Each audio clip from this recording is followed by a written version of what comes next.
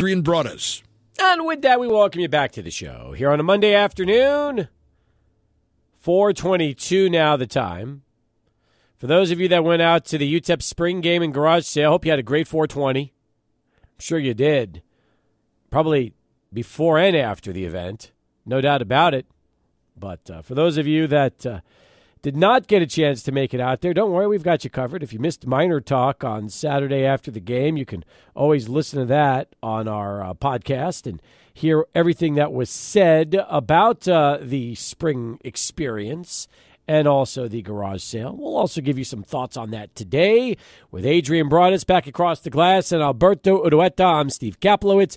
This is Adrian's, really, it's going to be an interesting week for Adrian. He's flying tomorrow to Detroit. He's going to spend the remainder of the week in Detroit, although there is the possibility, I'm hearing, of him coming back Friday for Friday's show. That's right. Is that confirmed, or is that still up in the air right now? That is confirmed. I should be back here in El Paso around 11 o'clock on Friday, so catching an early flight on Friday from Detroit after the first round wraps up on Thursday. And so, yeah, between Friday and Saturday, Steve, we'll get a chance to see if and when former Miners get drafted, like linebacker Tyrese Knight. And don't forget about former wide receiver Jacob Cowing. That's right. That is right. I'm excited about all that. I know you're excited about going to Detroit. It's going to be your first trip, right? Yes, first trip out to Detroit.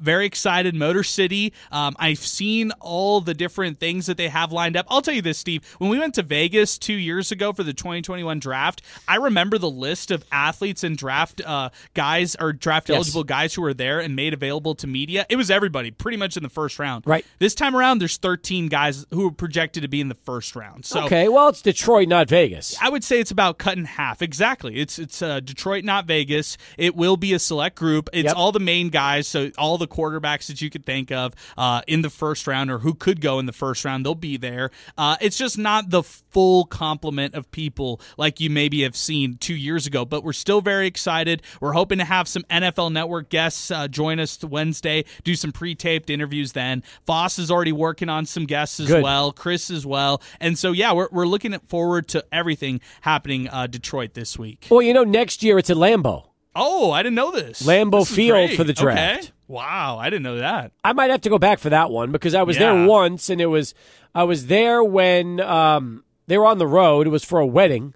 My former SportsTalk producer Jeff Flint got married, and the wedding was at Appleton, Wisconsin. So we drove up the next day and spent a day out in Green Bay. They were playing Seattle on the road, but we took the tour, did all that.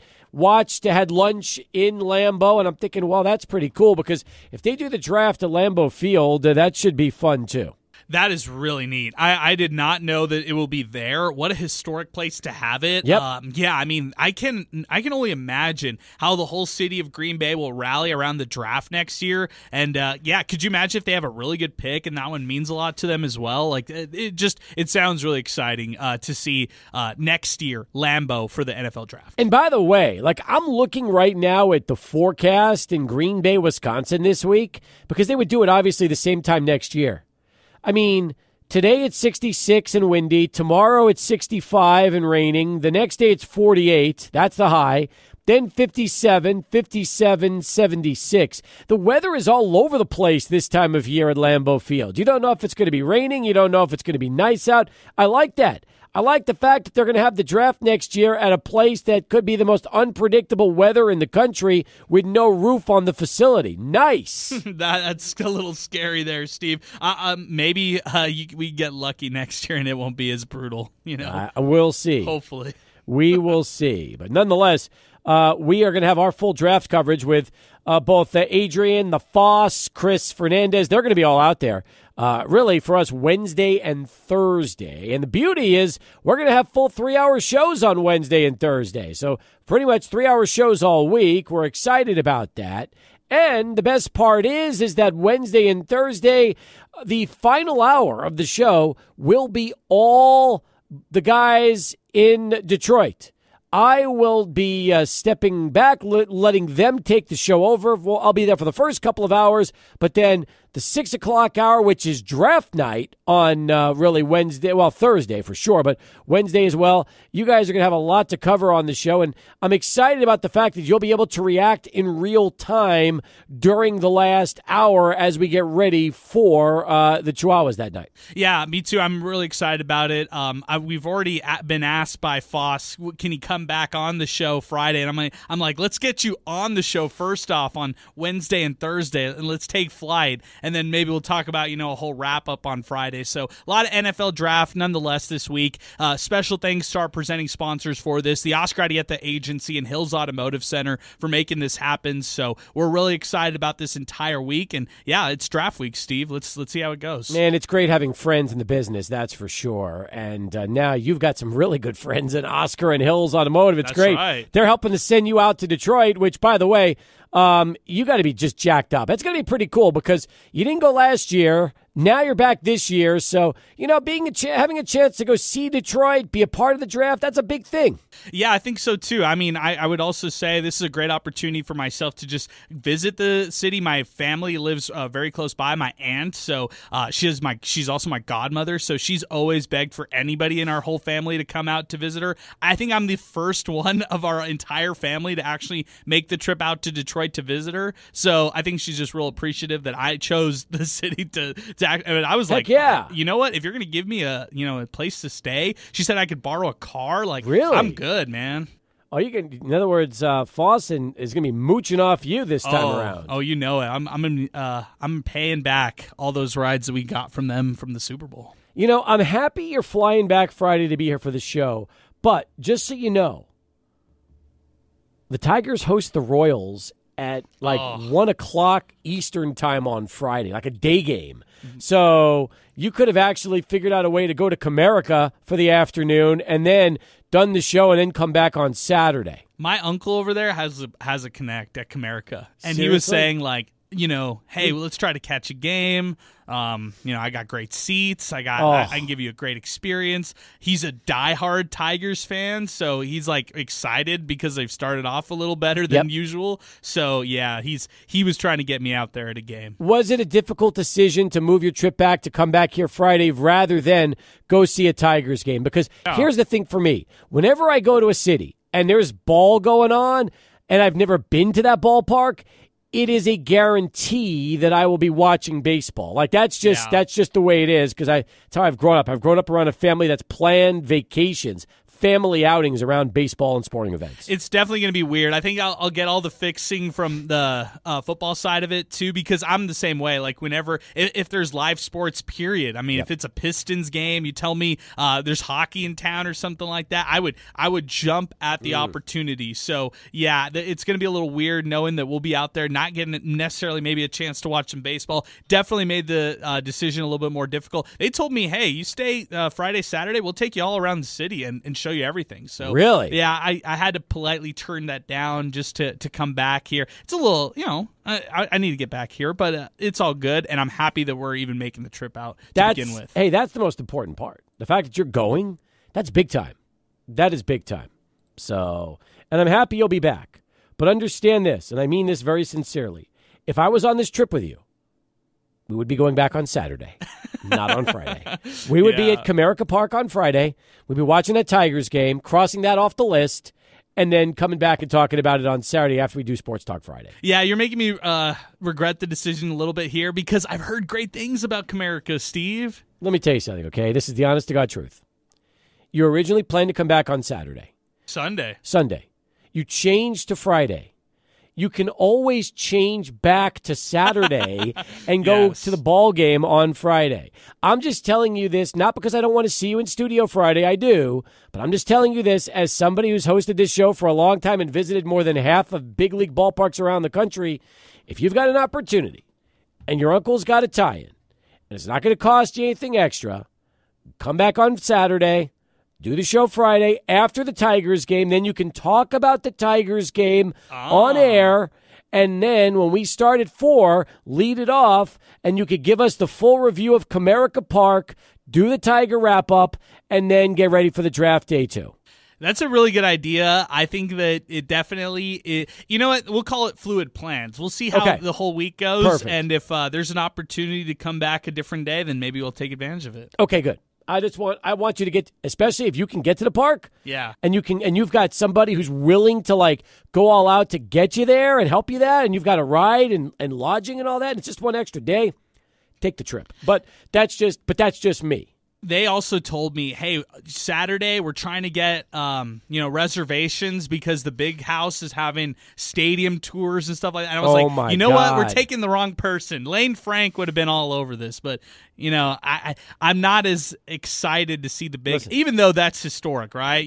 You go a 100,000 seat arena or stadium, I should say, for Michigan. It would be hard to pass that up too. Let me say this, okay? Knowing Lane the way I do, and knowing that coming up in 2024, they are hosting Texas on September 7th. If Lane Frank tells me, Steve, we're taking you to the Big House to go watch Texas and Michigan, I will say thank you very much. Count me in. I'm there because I believe it. That's a stadium just like Notre Dame. Never been. Heard great things. Ohio State, Michigan, the Horseshoe, the Big House, those are all places.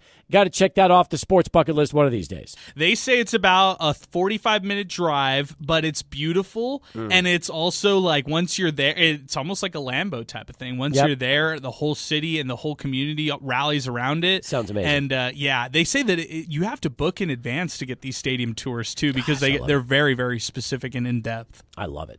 All right. We spent the whole first segment talking about Detroit, what our coverage is going to be like for the NFL draft.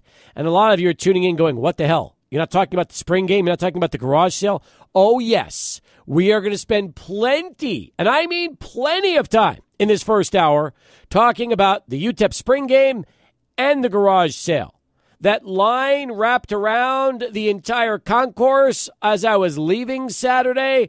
I have never seen anything like that before. Ever. So we'll talk about that when we come back. Plus, of the three of us, Alberto is the only one who actually bought something, and that's because he went back after Minor Talk ended to go. I was not ready to risk the waiting 2 hours in line. Alberto was the smart one. He came back here, did the show with you, and then he went. What did Alberto buy? We will find out next. Also, our thoughts on the spring game. I've got plenty to talk about. And I know Adrian does as well, because if you missed him on Minor Talk, we'll recap that for you coming up. If you were there and you want to discuss it, 505-6009. That is our telephone number.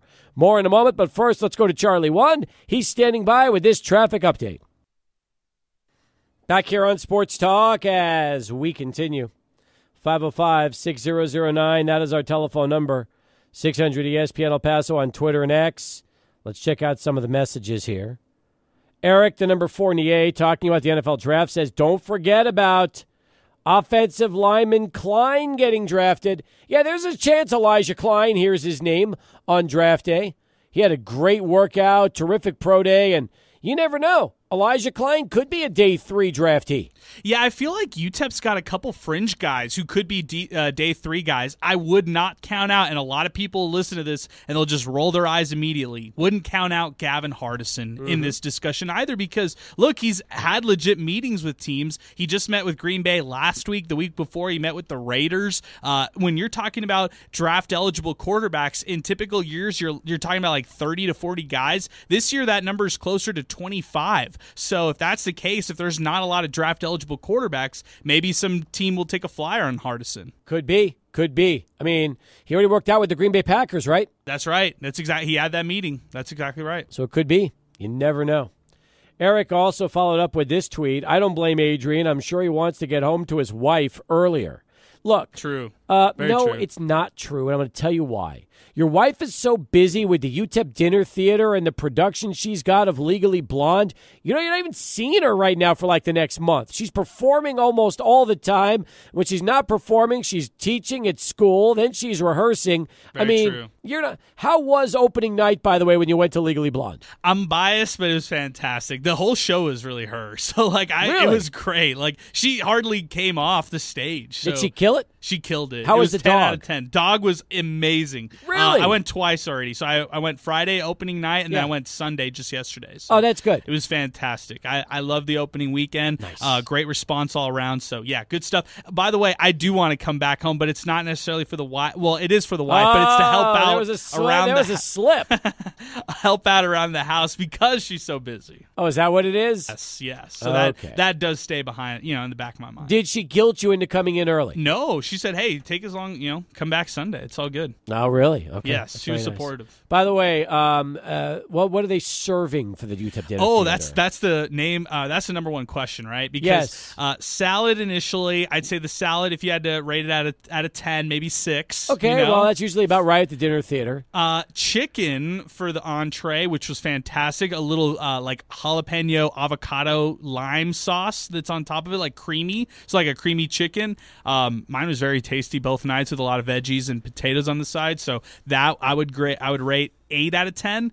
The dessert took everything. Tres leches cake, and that was a 9 out of 10. So the Tres Leches was like the star of the show. It was the star of the show, and they served it with coffee too. So make sure you ask for the coffee. Okay, it sounds like a winner. Yeah, it's gonna be a lot. I think you'll enjoy it. I think you'll like it. For me, it's May 11th. I'm going May 11th.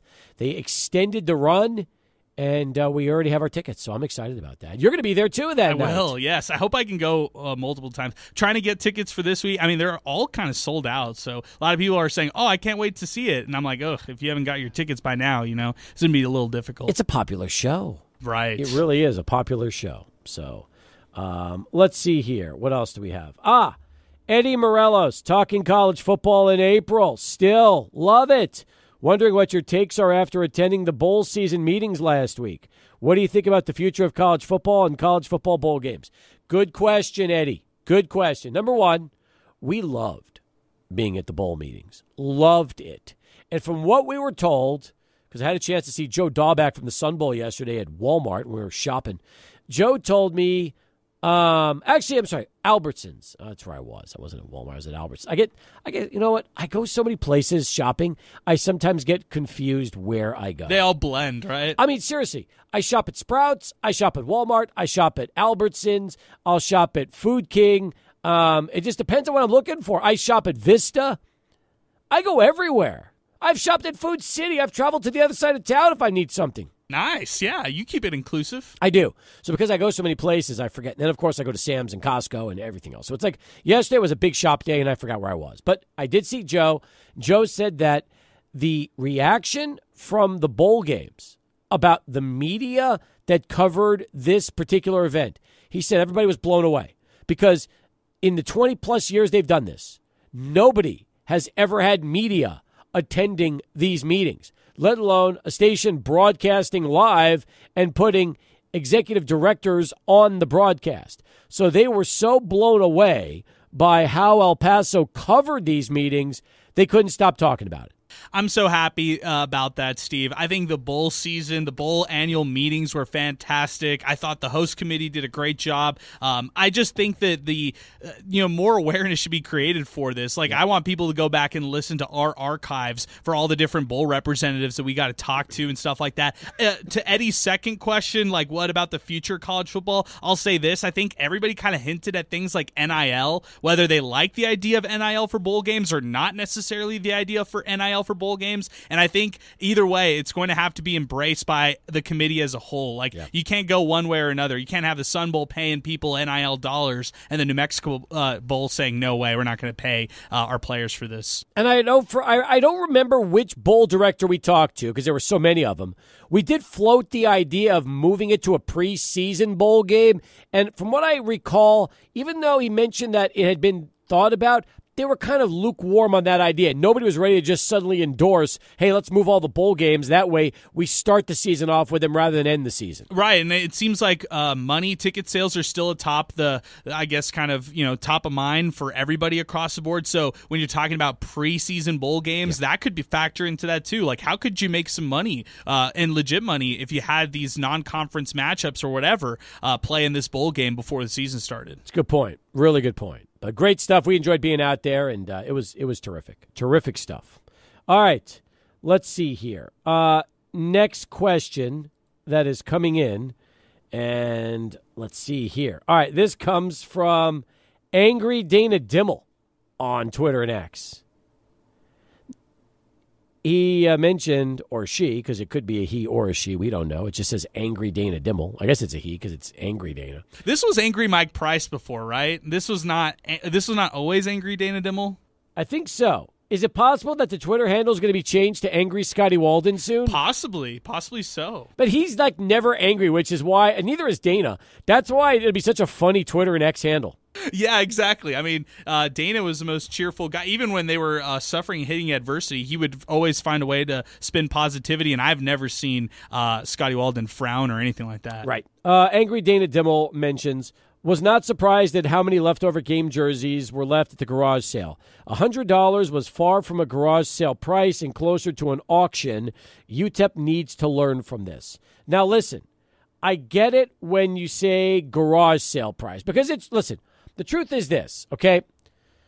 I don't know about you, Adrian, and you, Alberto, but like when I go to a garage, like when I am selling in a garage sale, I'm practically giving the stuff away.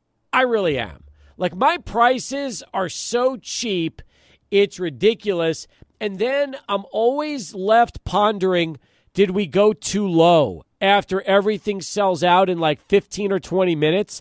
And basically all that's left is just the stuff that nobody wants. So at least that's my garage sale take, is that sometimes we underprice things as far as just our household items. Now, I don't want to even talk about this garage sale yet, but is that kind of your experience too, that when you have it, you're always thinking, okay, I want to move this stuff. What's the most I can make, but I know I'm going to sell it, and that's kind of how you set your price. Yeah, I think I'll answer the question with the story. I was raised in a household where my dad, for garage sales, we'd have like maybe a yearly one or every 2 years, whatever.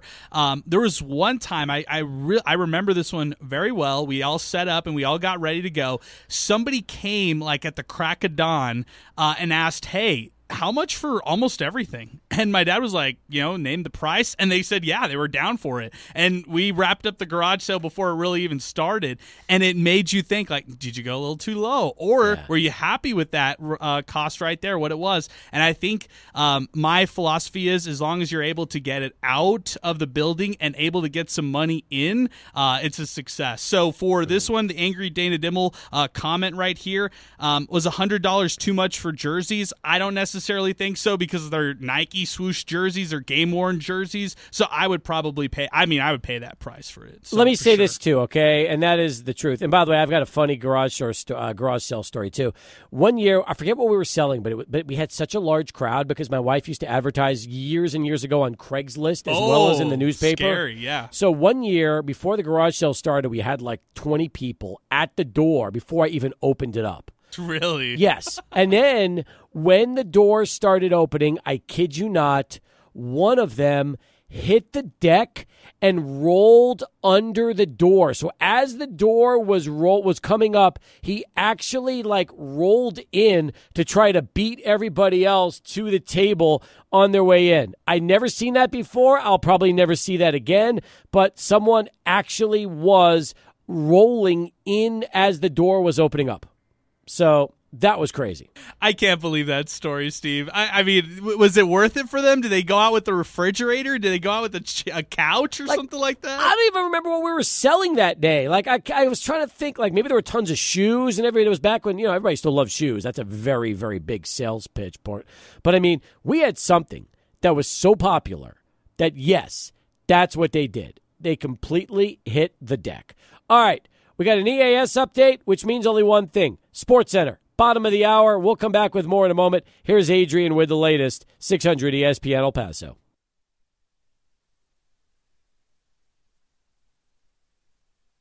situation involving the pricing of the jerseys that was brought up earlier about the $100 from Angry Dana Dimmel being too much.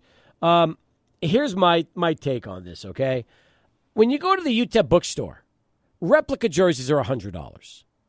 A replica is $100. These are jerseys, A, you will never get again. B, they're gamers, game-worn stuff. And to me, a game-worn jersey is clearly worth $100 in just the scope of what it is. You're probably going to frame it. You could get it signed. It could go on eBay. In fact, I haven't even looked on eBay, but there's probably a really good chance that there's plenty of stuff from the UTEP garage sale already on eBay, OfferUp, Craigslist, Facebook Marketplace, and all these things. So chances are that's happening. Now, I do get it because, as Angry Dana Dimmel pointed out, the quote-unquote garage sale price is not the definition of garage sale. But the truth is that if you go anywhere for game use, number one, you can't get game use stuff. Most universities don't even offer it to fans, period. And knowing that you could have purchased anywhere from game used 30-year-old jerseys all the way through till just 2 years ago and get those for $100 a pop for football, to me, that's a really good price, especially when they had basketball gamers for $75. Like, it wasn't like all the jerseys were $100. Just football. Adrian, I feel like that's a value. That's a buy. That's something that a lot of football fans want.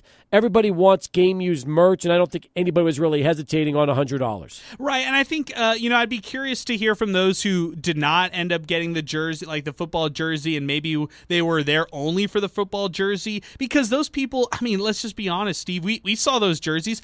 You can't necessarily wear them. These are jerseys you hang in your office. These are jerseys that you display in your man cave. You get somebody to sign them and stuff like that. But these aren't necessarily the jerseys that you're going to wear out unless, you really want to do something like that. But They're not meant to necessarily wear out. So I feel like for those fans who might be a little down on the price and all that kind of stuff, just realize, these jerseys aren't necessarily meant to wear. Now, if you're still saying, all right, $100, still too much for the game-worn jerseys. That is your thought and your opinion. No problem about it. I'll just point out $15 hats. I think that's really affordable. They had some quality hats. $25 for polos. You had quarter zips for $25, hoodies for $30. I think that's all affordable right there. That's probably more toward the garage sale price that he's talking about. No, you're right. Quarter zips were like $25.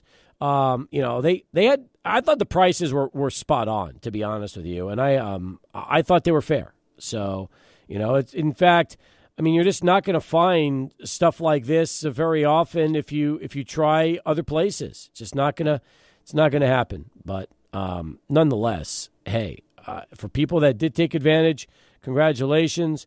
For those of you that did not, and I'm looking at the full price list right now. I mean, they had used shirts for $5, used jackets for $10, used pants for $10, used shoes and cleats for $10, socks for $5, chin straps $5, wristbands $5, new T-shirts $10, hats $15, new long sleeve shirts $15, new shorts $15, beanies $15, sweatshirts $20, football pants $20, track tights $20. Football gloves, $25. Polos, $25. Sweatpants, $25. Quarter zips, $25. Hoodies, sweaters, new shoes were $30. Jackets, backpacks, $35. New cleats, duffel bags, $40. Softball jersey, volleyball jersey, soccer jersey, $50. Basketball jersey, $75. Football retro, $75. Football jerseys, $100. I mean, I thought those were fair prices. I really did. I'm not gonna argue that stuff. Yeah, and I see that Leo_Miners fan already posts on Twitter and X like a picture of people who are already selling or have even brought up selling some other ones like basketball jerseys, like stitched basketball jerseys, and these are going for a pretty penny, Steve. Oh yeah. And Alberto was telling me back here that there's already been some that have popped up on like Facebook Marketplace and stuff like that. So yeah, as far as the resellers go, they're already at it. Alberto, how did you make out at the garage sale since you were the only one to actually get in and purchase? I had a good haul. Oh, look, I just opened up Facebook, $30 UTEP backpack. Anyway, no, I had a good haul. I got 2 UTEP soccer parkas, which is really what I wanted, and then I got some sweats. You saw those Jordan sweats; they were really nice. I had a great time there at the garage sale, and I even caught them saying or quoting exactly what was happening and what they needed to do. The UTEP brass, you could hear them saying, "Guys, let's start putting stuff away because the more that we let people just look through things, they'll be here all day." And that's true. That they stopped me from buying hundreds of dollars of more UTEP gear. Well, listen, the fact you got in and got stuff, you did good. And it sounds like you came out pretty well, too. $100 and you're in. Yeah, I feel really satisfied with what I got. And look, just to comment really on what angry Dana Dimmel said. Look, dude, I understand where you're coming from. $100, that's a hefty price. I didn't buy one for that reason. But also to say that they're not adequately priced, that's just a falsehood. You know, as someone, I worked in the retail space. I can tell you that those jerseys will retail for anywhere above $300. An NFL jersey that fits the way that those jerseys fit is going to cost you north of $250. So the $100 is worth every penny. They're game worn, and the money goes to a good cause. So I think that the garage sale, they kicked it. I mean, they hit it out of the park there, and I'm excited to see where the surplus goes, so I can go over there and do some more damage to my bank account. There you go. That's good. I feel like what they're going to do is they're going to take all the leftover stuff and have another sale maybe next year after the spring game, or do it another time. They have enough to do another run of this and be fine. They really do. So let me take a little phone call. Gator Richard's going to be chiming in 39 past the hour as Sports Talk continues. Go Gators. Go Gators, man. How you doing? I'm all right, man. How are you? Good. Hey, draft's coming up, right? Yep. Okay. So this is a question for you and young Sheldon, if he's around. He is. Okay. So you got a new NFL head coach, Hairball. What do you think the chances of him picking his first-round draft pick, somebody like, say, from Ohio State, like that Harrison kid? I mean, look, here's the thing about the Chargers. I know you're laughing, but the truth is that, the Chargers pick 5th. And I'm going to tell you right now, if Marvin Harrison Jr. is on the board at 5, the Chargers are probably taking him. I mean, I would. And I guarantee you this, so will Hairball. So whatever happened with Hairball's case, remember he wanted his day in court and all that. All that's like Knicks, correct? Well, he's now coaching in the NFL. That's the easy way out. Okay, so the coward way out. So here's the other thing. I mean, the NCAA came out and they said, you don't want to go there with us because we already got evidence of one of your coaches trying to delete emails. The guy's guilty as hell. And I'm waiting to see what exactly they're going to do to this Michigan football. Are they going to give them the kiss of death? That's what they deserve. You know the answer to that. You know that's not happening, please. Well, what do you think's going to happen? Nothing. I mean, they were caught dead to rights cheating. Nothing's going to happen. Nothing will happen. They started the season out suspending in-house suspension. Then they suspended them again. Okay. And they got evidence now of one of their coaches actually, trying to delete emails and muddy up the waters or whatever. I'm just saying, if this is any other school, right, Michigan, they need to face some music. And I'm interested in your take on that. I mean, I know it's not football season just yet, but I'm thinking they need to be taught a lesson and made an example of. All right. Do you think there's any chance, Adrian, that that's going to happen?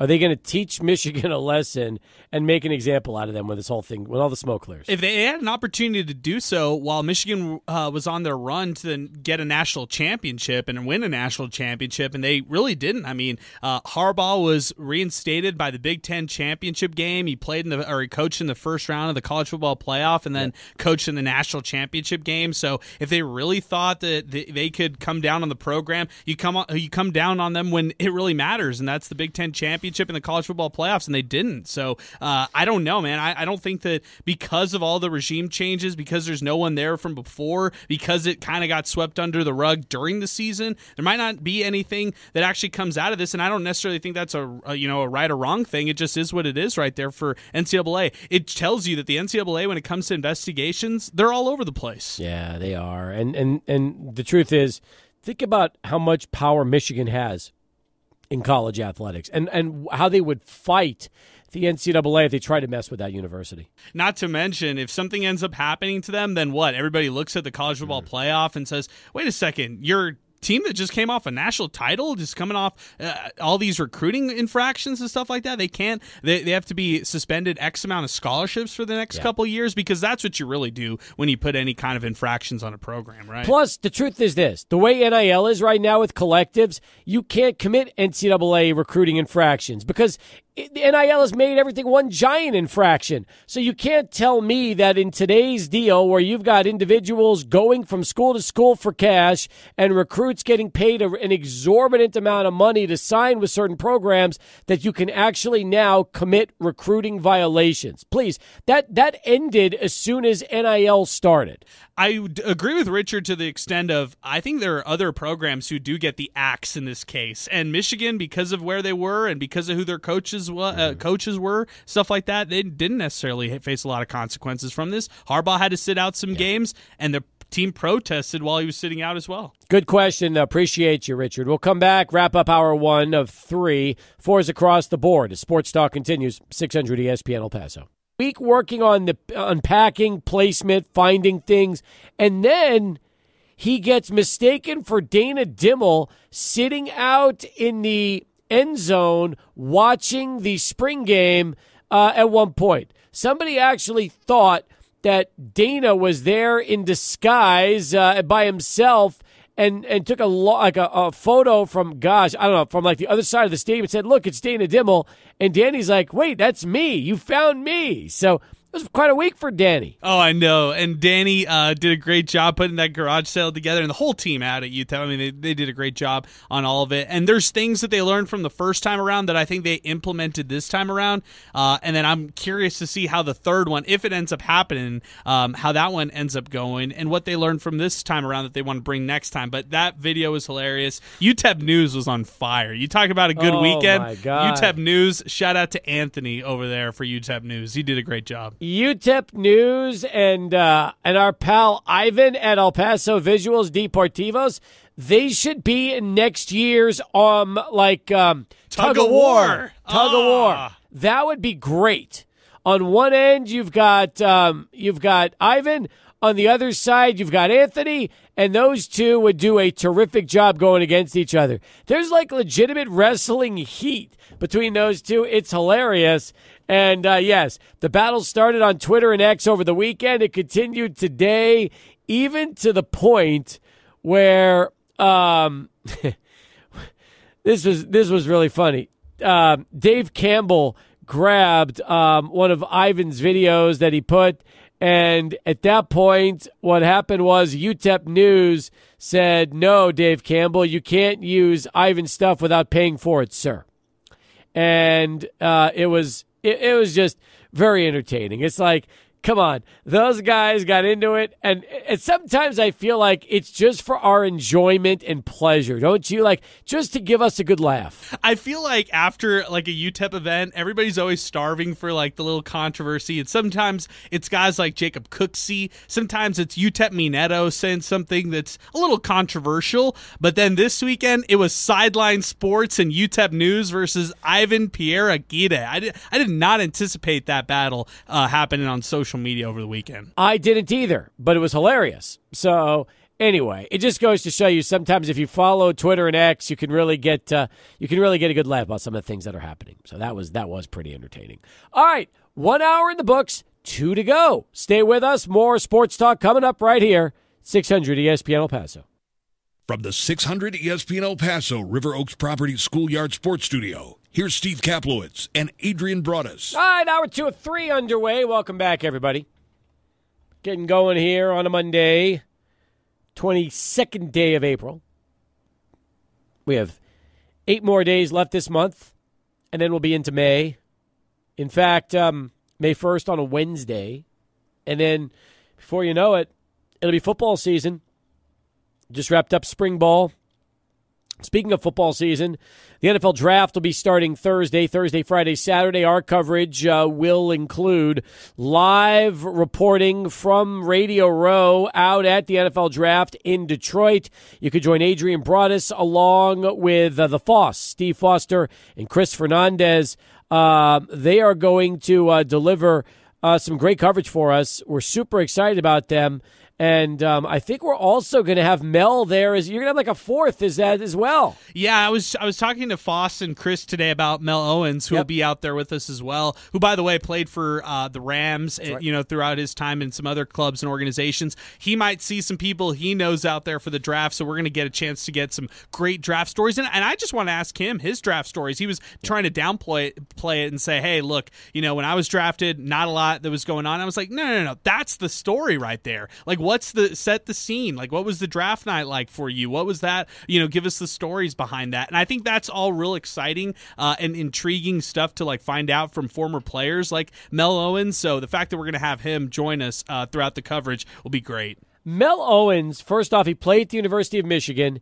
He was the 9th overall pick in the 1981 NFL draft. Yeah, and he was saying it wasn't a big deal back then. And I was like, yes, that's right. It probably wasn't a big deal, wasn't the spectacle it is today, but you were still a first-round draft pick and a top 10 overall selection. What was your pro day like? What was was that kind of the lead-up process like? How were you such a highly touted prospect? And, let's talk about those stories right there. I mean, just listen to the top 10, okay? By the way, you had George Rogers going first overall to the Saints. Lawrence Taylor goes number 2 to the New York Giants. All-time great. Freeman McNeil, 3rd overall to the New York Jets. Kenny Easley goes 4th overall to Seattle. By the way, Easley and Taylor are in the Hall of Fame. E.J. Jr. goes 5th to St. Louis. Rich Campbell goes 6th to Green Bay. Hugh Green, 7th to Tampa. Ronnie Lott goes 8th to San Francisco. And then Mel Owens goes 9 to the Rams. I mean, that's a pretty good list when you think about those guys that were all drafted in that first round. By the way, Mike Singletary, that same draft, 38th overall, 2nd round to Chicago. Howie Long, 48th overall to the Raiders. Ricky Jackson, 51st overall to New Orleans. Those are all Hall of Famers. Russ Grimm, Hall of Famer. 3rd round to Washington from that draft. So you look at really who was selected and who ended up getting into the Hall of Fame. It's pretty remarkable when you go up and down that list, Adrian, and realize who was actually there and how many Hall of Famers came out of that draft. Yeah, I mean, a really noteworthy draft. You talk about linebackers, a position that Mel Owens played for the Rams and throughout his career. Lawrence Taylor, Kenny Easley, E.J. Jr. So you had already 2 other linebackers in the top 10 who went ahead of him, not to mention a Hall of Famer and all-time great like LT. I want to hear a lot of the draft stories. I don't buy that he doesn't have a lot of draft stories, so it'll be great to catch up with Mel Owens later this week and revisit that 1981 draft. Remember, our coverage is brought to you by the Oscar Arieta Agency, and it's also brought to you by Hillside Automotive. So there you go. Those are Hillside Motors and Hillside Automotive, along with Oscar Arieta. delivering our live draft coverage this year. Yeah, super appreciative of them. And you know what? I'll say this, Steve. We'll have a great time in Detroit. It could be the first time since Quentin Demps was drafted that a UTEP defensive player gets selected in the NFL draft. So you're having to look all the way back into the late 2000s to see, a UTEP defensive player being drafted. And Tyrese Knight has the ability to do so this time around. That's true. That is very true. Once again, as we continue here on Sports Talk, all right, as much as El Paso Visuals, as much as I would love to revisit what we talked about in the first hour, because we did talk about it pretty much at length, and I appreciate your comment right now after just tuning in. I promised you spring game wrap. We want to do that right now. So let's talk about the blue and the orange. The good, the bad, the funny. Halftime was hilarious. Have you ever in your life seen any head coach who essentially belongs in a WWE ring? Let's be honest, Scotty Walden loves professional wrestling, and I do feel like there is definitely the element of professional wrestling when he gets on a microphone in front of a crowd. Yeah, and to add to the professional wrestling aspect of it, it was entertainment. I mean, before the ball was even kicked off here for the spring game, he introduced both honorary coaches, Quentin Demps and Will Hernandez, and it felt like from the get-go, he set the tone to a high level of energy and intensity. So, like when you first started to go out there to the Sun Bowl and everything got started around 10:15 or whatever, there was, I would say, like over 1,500 fans. But then, an hour passed, and I felt like the stands filled up considerably. It was a late arriving crowd, understandably so. This is El Paso, and I felt like it was a really good turnout, better than I anticipated. If they had over 3,000 fans, which was reported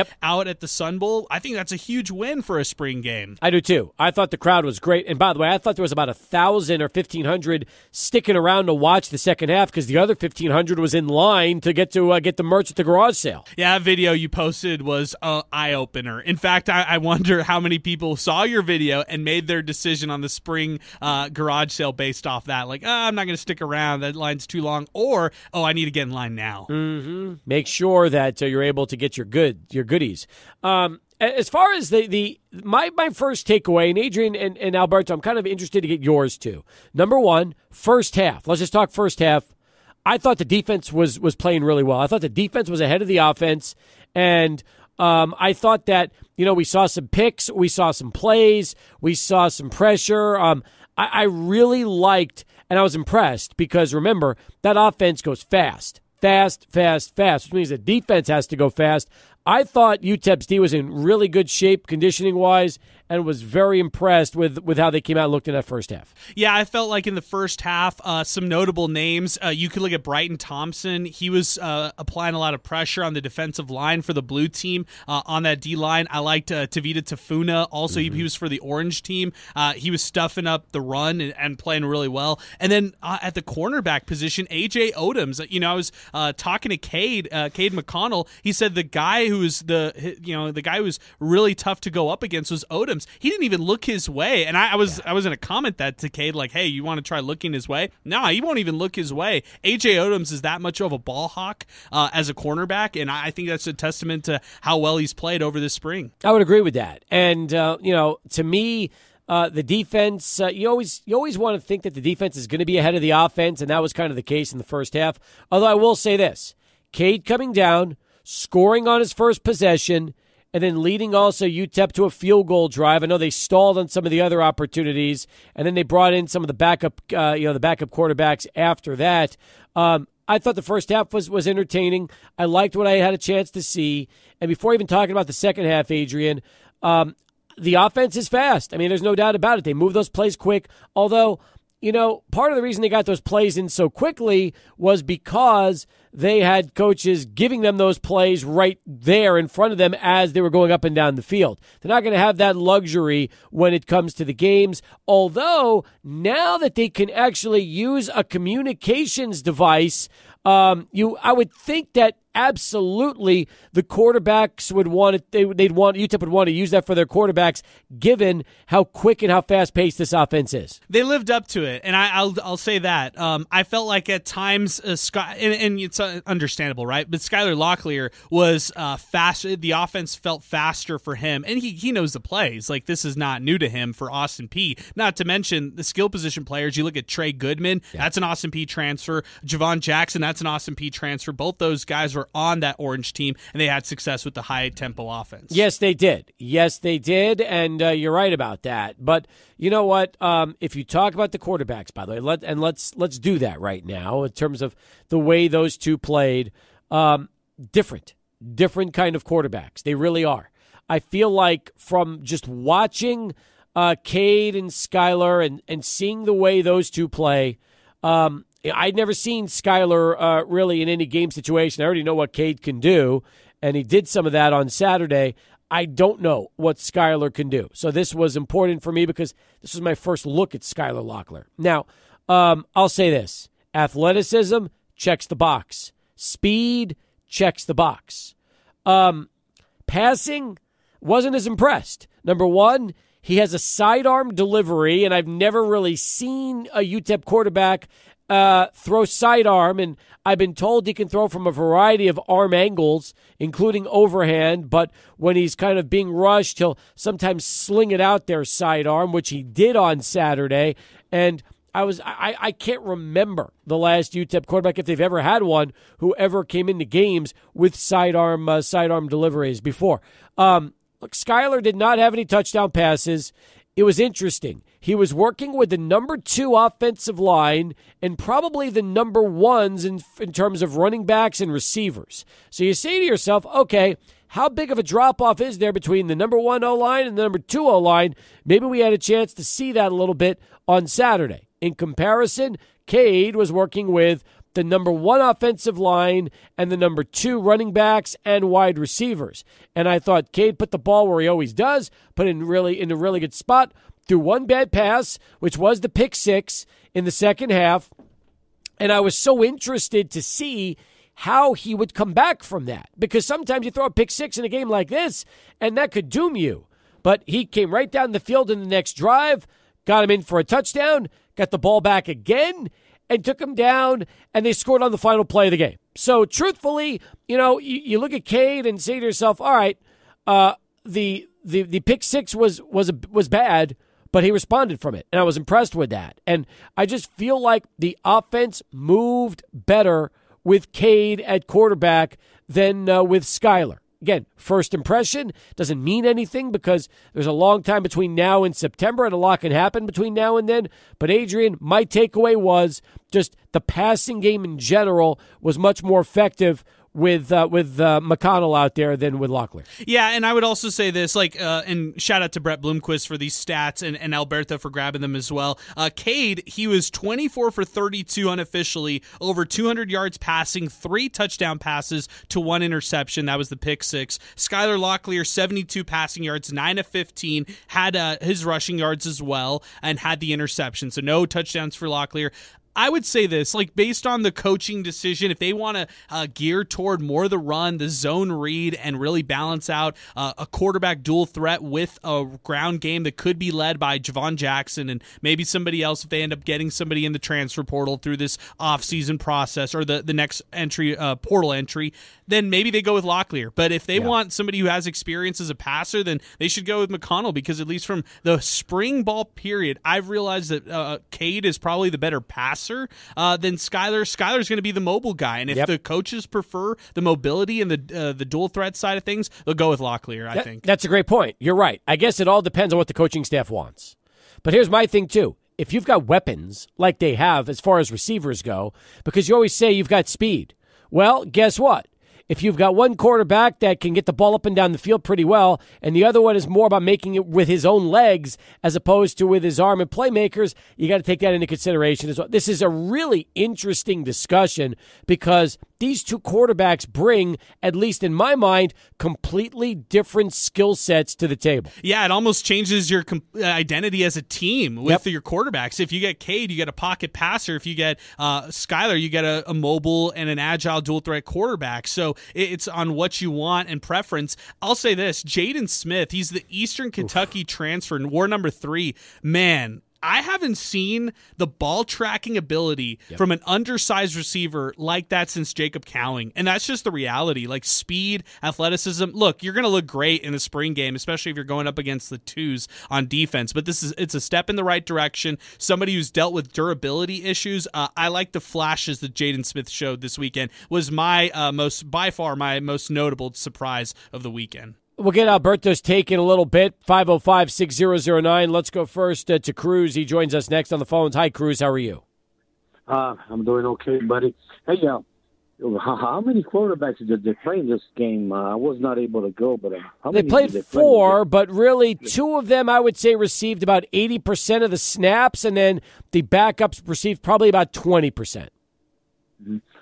And who's that quarterback that's the scrambler and throws sidearm? Is that Skyler? Yeah, that's Skyler Locklear. That's correct. Mm-hmm. Yeah. Well, for them to have played, I wish they'd played the third and fourth string quarterback a little more, but 2 quarterbacks just have scored as much as they did.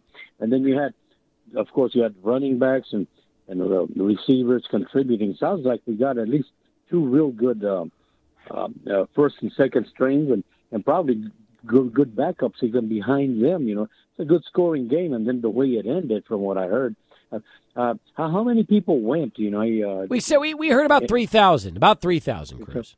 Wow, I wish there had been a lot more than that. It was a good crowd, though. They had it only on the press box side. It looked good. The fans were there. It was. Trust me, it was much better than we expected.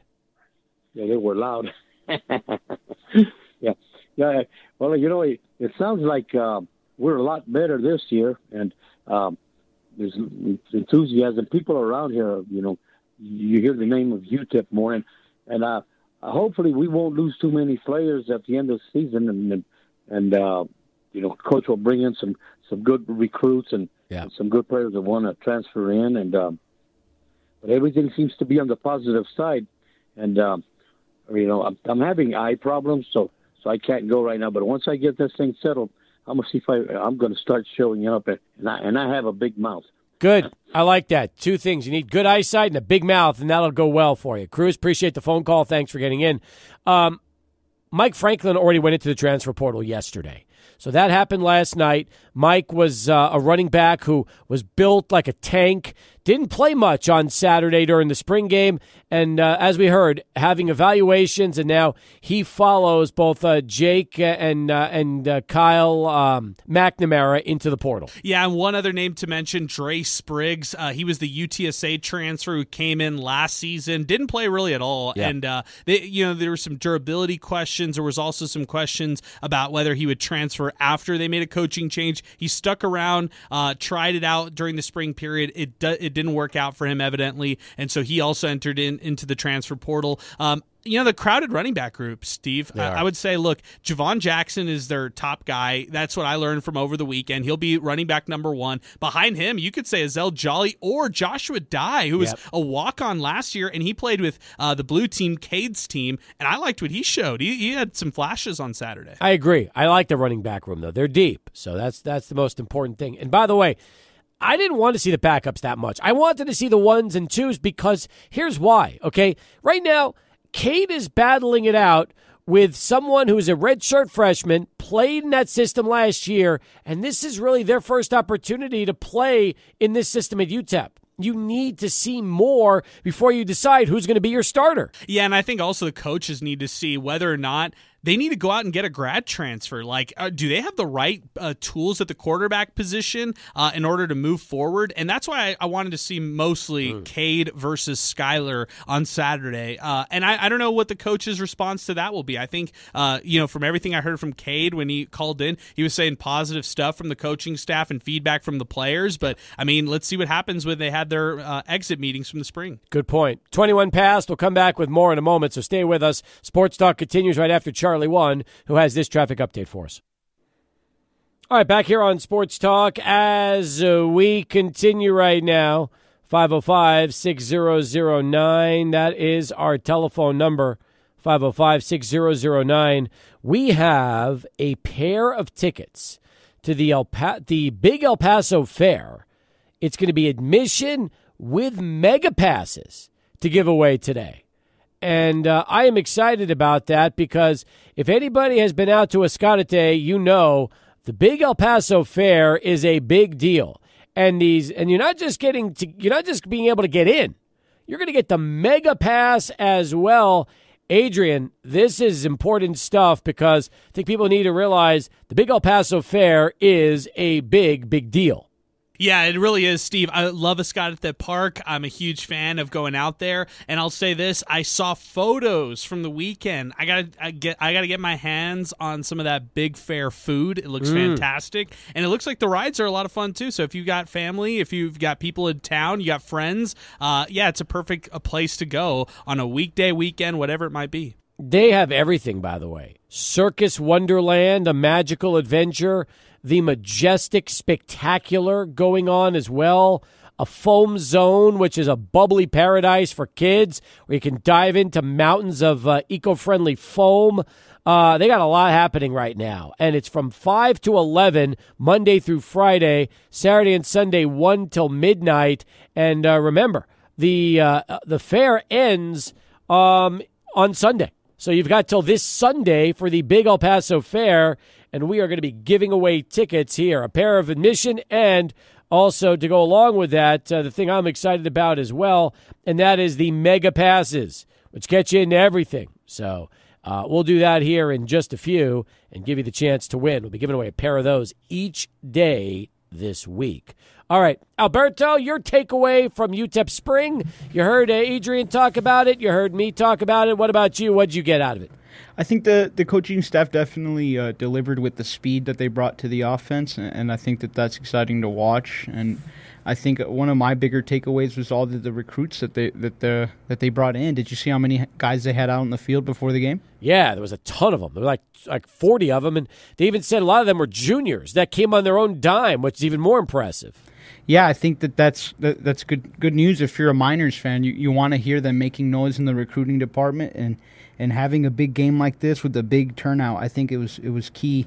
It was key for the coaching staff, and I think you can definitely chalk this up as a win, and not only because of the garage sale, but because of the turnout you had and the engagement that you had there with the spring game. And I think that, talking football, like I said, the team looks a lot faster, and that's exciting, and the defense looked solid. But I was most excited by the quarterback competition that took place and how it finished there at the end. How about the halftime? Do we like, guys, did we like the 40-yard dash, which I thought was really entertaining? Jadrian Taylor going up against, if I'm not mistaken, a longtime NFL DB. Yeah. Who was a part of that as well. Cornelius Brown, exactly right. Jadrian winning that by like a chest or whatever they said it was. It was close. It was very close. To me, it was, my favorite one was the throw. Oh, to my see God. Trevor Vidito. 76 yards on a fly? Like nothing. Nothing. First off, no warm-up. Trevor's grown out his hair. He looks terrific. Vidito looks like he could still play, and he had the most effortless pass I've ever seen against poor Kavika Johnson, who had to try to match that. That wasn't easy. I thought Kavika did good, too. Yeah, I thought Kavika was going to throw out his arm the way he was trying to launch it on that second attempt. Man, Trevor with no effort. Shout out Irvin Rockets football. They have a great one over there, and they're one of their assistant football coaches in Trevor Vidito. They do. Because if you can learn to sling it like him, actually, I don't know if you could learn to sling it like him. I don't know many people who could sling it like him like that. He's the all-time career passing leader, and here's what I think, okay? He's got to go out and defend his title every year at halftime for that throw. Don't you feel like that's the case? This is a great call. This is a great idea. I think we need to make this happen. I was talking to A.J. Hodgkins, who was on the sideline with him. He said that when he shook Trevor's hand, that Trevor's hand totally took over his hand. Like swallowed him. Swallowed his hand whole. Yeah, I believe it. By the way, you know what would be fun? Jordan Palmer going up against Trevor Vidito. Wow. That would be awesome. I want that next year. I think if like Trevor actually warmed up, he might hit the other end zone. Or, you know what else would be really good? I'd want to see Jameel Showers go up against Trevor Vitito. Two great names. I mean, as far as arms go, you have all the arm strength right there. And then give it a couple years and bring back Gavin Hardison, then really have it. Oh, my God. Can you imagine? Yes, I would like to see that. I would really like to see that. That would be fun. That would be a lot of fun. Those guys all had cannons. Heck, I'd like to see Calvin Brownlee and see what he could do. Yeah. Now let's also remember, and I need to say this, was the ball wind dated? Ooh, okay. Maybe, was it wind dated? Maybe. Was there some good wind at the time of that throw? I was down on the field. I don't recall a lot of wind. But, okay, good. But when you're in that bowl, when you're in the Sun Bowl, inside on the field, you get that wind and one little whip, and you can get a little extra yardage there. But you're right. I almost feel like Trevor Vitito, if he warmed up, could legitimately throw a 90-yard pass in the Sun Bowl. Effortlessly. Yes. Yeah. Yes. And make it look effortlessly at least. Yeah, it was just really impressive. I was thinking to myself, wow, Kavika's going to win this. Like, is Trevor really sure he wants to do this? And then Trevor just shut me up big time. Trevor's amazing. And you're right. If Trevor can take a football and basically make it look like a mini Nerf ball with his hands, that helps to throw a long pass. That really does. Yeah, I think we need more of those long throws. I think that was agree. one of the more successful ones. The 40-yard dash was very successful, too. So Tug of war? Do we like the tug of war? I like the tug of war. I thought they got competitive with it. Did you? I did. Do we want El Paso Visuals and UTEP News next year in the tug of war? Yeah, I think El Paso Visuals is going to have to try to get a couple of people on his side, maybe some people who are very pro-journalists and stuff like that, and pro-integrity for journalism integrity and stuff like that, and then it'll be sideline UTEP on the other side with UTEP News, those two Twitter accounts going against them. Be a good battle. Be a good battle. All right. We got more coming up, but we are at the middle of the show. Bottom of the hour. Let's get right back to Adrian. Here he is. Sports Center next. Thank you very much. Let's get right back to it as Sports Talk continues. We'll say hello to Milkman, who is at the game and wants to talk to us here as we continue. 35 now past the hour. Milkman, how are you? Hey, how's it going, guys? Good. How are you? I'm doing good, especially after that game on Saturday. I got to tell you, I took my dad, my son. It was a blast. Like that was the only spring game I'd ever attended.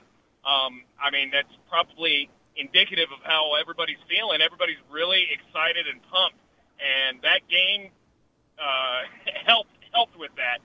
It was a blast, and seeing that throwing competition was just amazing, especially talking about how Trevor Vitito just hauled it like it was nothing. Oh, yeah. It was really, really cool. And I got to say, you were talking about the wind.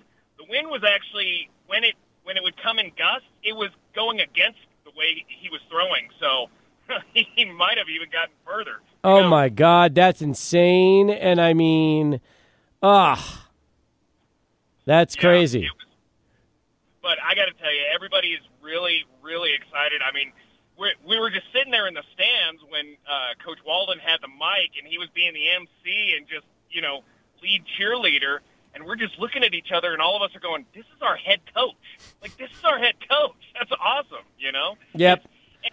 And the thing is, you can feel it. You can feel it in the fans. You can feel it. It's just a different spirit now. Right. And, whether that translates into wins, I don't know. But I mean, all over the country, teams that have a better attitude and may not have the better players beat people they're not supposed to all the time. It's a good point. So, that's what I'm thinking. I mean, I'm interested to see if this team can embody his personality on the field when they start up against Nebraska. Look, nobody's expecting them to beat Nebraska or Tennessee, right? I mean, those games are killer games. But you know what? They can go and compete against all the Conference USA teams, and I think that's going to be the biggest difference to see if this season becomes a success or not. I agree completely. And who knows? I mean, hearing him on SportsTalk the other day, and he's like, there was no goal too high for him. So that's what I want to hear in a head coach. That's why we go to the games. So if his goals stay as high as that, and I mean, who knows what they can do? I mean, the future's looking really bright as far as I can see. Yeah, I'm with you on that. What impressed you the most, besides Trevor Vidito's arm, which we were all talking about today? Was there one thing that impressed you more than anything else? Well, so I can say the battle of the quarterbacks, I was impressed with, is it Locklear? Skyler, yes.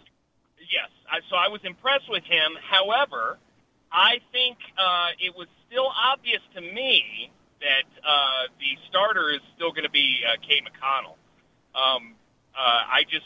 It just kind of, even with that pick, he came back after that and, ended up winning the game. I don't know. I mean, maybe something's going to happen that, might change my opinion, but I think they got two good ones right there. So, regardless of what the coach decides, I mean, they're both looking good to me. We talked about it before we brought you on the show, and the funny thing about those two quarterbacks is they really have completely different skill sets. So Adrian said this earlier, and I agree with him. It all just depends on what the coaches want. Do they want that scrambling, running, more mobile quarterback, or do they want somebody that's more of a pocket passer that can put the ball on a dime to his receivers and try to really get the passing game going that way? Because I really was not impressed much with Skyler's passing. He didn't throw the ball that much, but that's all that Cade did. We know Cade's not a runner. We know that Cade is not somebody who's going to, go out and do some of those things that maybe are out of his skill set. But you do know that Cade can throw the football, he can spin it, and he put it in the hands of a lot of guys on Saturday. Yes, he did. That is absolutely true. And again, you're watching two teams of both minor football players, so it's like how do you root for one over the other? I was impressed, just all around impressed. I like the attitude. I like the atmosphere. I feel like we're being reborn here, so it feels great. Awesome. Milkman, appreciate it, man. Thanks for the phone call. Did you make out at the garage sale, or did you leave? What'd you do? Okay, so we actually stayed for the whole game. So, of course, when we got in line, it was, oh, my God. We probably waited in the line for like an hour. And by that time, we got up there and, a lot of the jerseys were, the wrong size and stuff like that. So I found something I wanted to get, and then I'll be quite honest with you, I looked at the line to cash out, and I said, you know what, I'm sorry. We've been here too long. I hope UTEP made a lot of money. Unfortunately, we didn't stay and buy anything, but, other than that, it was a good day. They boxed a lot of that up, so you might get another shot at that the next time they do it. All right. Well, that's good to know. Appreciate you, Milkman. Thanks for the call. All right. Take care. Bye. Good stuff from somebody that was at the game and at the garage sale, and I give him credit for sticking around an hour afterwards. That's really good. It's too bad he didn't take the Alberto philosophy, and that's get in the car, listen to Minor Talk, and then as soon as Minor Talk ended, drive back to the stadium and see what's going on. Yeah, to Alberto's credit, I mean, he even texted me. He was like, hey, look, they've got some great stuff. You could come out here. You could get all this stuff, and I did not take advantage of it, but those who made that decision to go a little later, I think they were, pleasantly surprised. I think either if you were right up front or toward the end, I think that's probably the win. That's a good point. All right. We've got about 20 minutes left to go in hour number 2. Speaking of Alberto, he'll take you home with Adrian for the final hour of the show. I'll be with you till 6 o'clock today. 505-6009, that's our telephone number. Stay with us. More sports talk in a moment. 600 ESPN El Paso. Back here on Sports Talk as we continue. 10 in front of 6 right now. 505-6009, that is our telephone number. 505-6009. Stay with us. We're going to give you a chance to win those tickets to the Big El Paso Fair. Excited about that. That's coming up through Sunday out at Escadete. And we'll work on getting you all set up for that as well as we continue here on the program. Meanwhile, other news and notes that we have not yet discussed. The Jets basically gave away Zach Wilson today to the Denver Broncos. They gave him away. They gave him away for nothing. For zero. Okay, let me ask you this. I consider a 6th-round pick zero, by the way. Over, under, I agree with you. Over, under 3 more starts for Zach Wilson. Say that again? Over under 3 starts in the NFL for Zach Wilson. For his career? Yes. I'll go over. Okay, I'll take half a season then. Let's say 8 games. Ooh. Under. Okay. What about you? What about you? I think that's probably right. Like maybe a handful of games left in his career. Somebody gets injured or whatever, and he serves as a fill-in quarterback. And I think there were some teams out there who thought, oh, well, he could be our backup. And then they watched some film on Zach Wilson. They're like, ugh, never mind.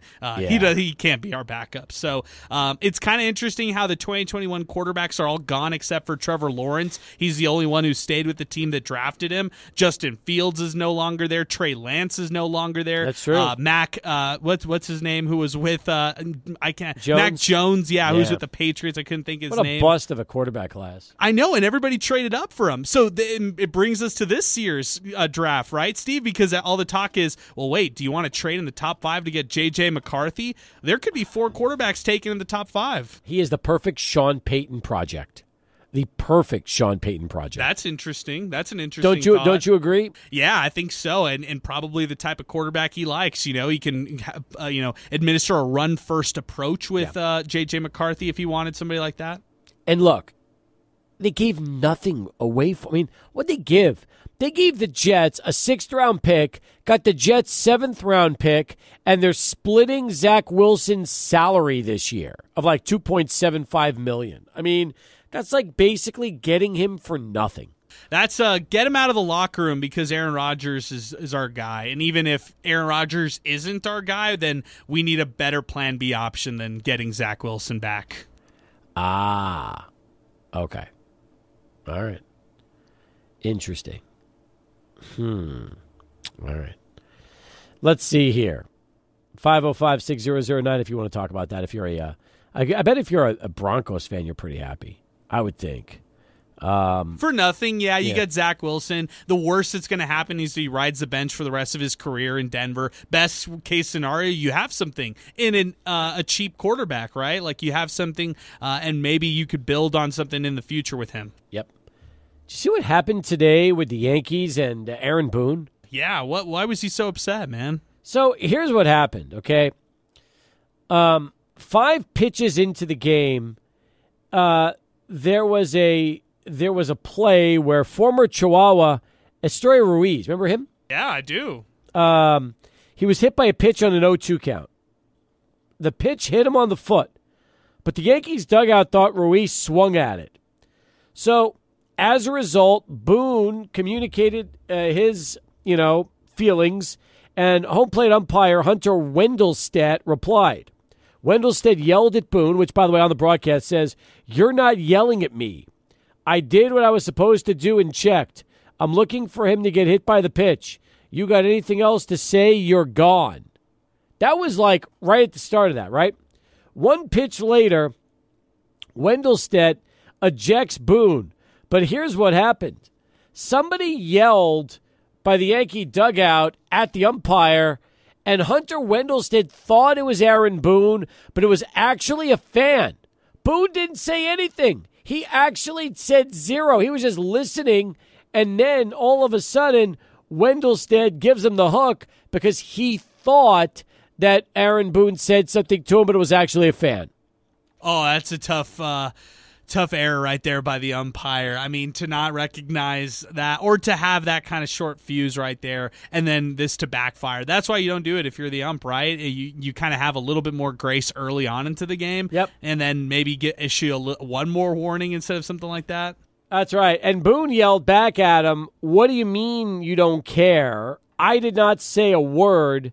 It was above our dugout. BS, which, by the way, was actually not BS. On the audio, you could hear what he said.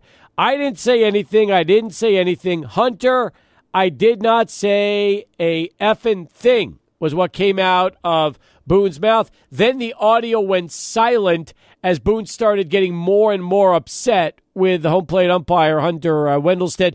The Yankees lost the game 2-0, but I've never seen an umpire run a manager for something that was actually said by a fan. Yeah, and Wendelstedt's not like a newbie. He's a veteran in this sport. Long time. Been around a long time. Anyway, it was an interesting topic. All right. 2 hours in the books, 1 to go. You want to go to the Big El Paso Fair and get the mentions? What caller do we need? Let's do caller number 6. Caller 6 wins them right now. 505-6009. That's 505-6009. We're coming back for our final hour of Sports Talk next. 600 ESPN El Paso.